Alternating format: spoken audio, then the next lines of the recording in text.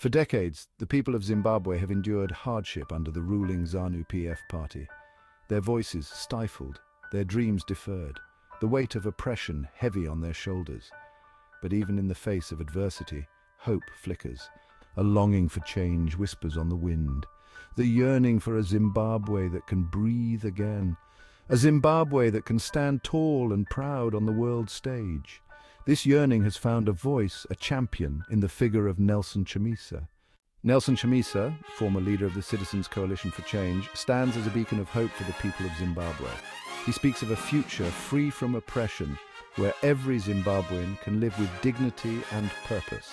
His words resonate with the dreams of a nation, painting a picture of a Zimbabwe reborn, a Zimbabwe where the chains of the past are broken and the promise of a new dawn illuminates the horizon.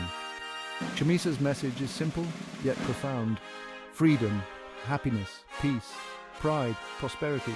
These are not mere words, they are the pillars upon which he envisions a new Zimbabwe. A Zimbabwe where every citizen has the right to speak their mind, to choose their leaders, and to build a future free from fear and intimidation.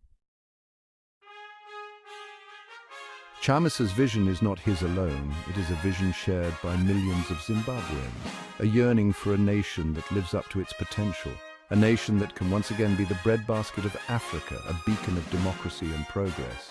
We are tired of the empty promises of the past, says Rudo, a teacher in Mutare. We want a Zimbabwe where our voices matter, where our children can have a future. Chamisa gives us that hope.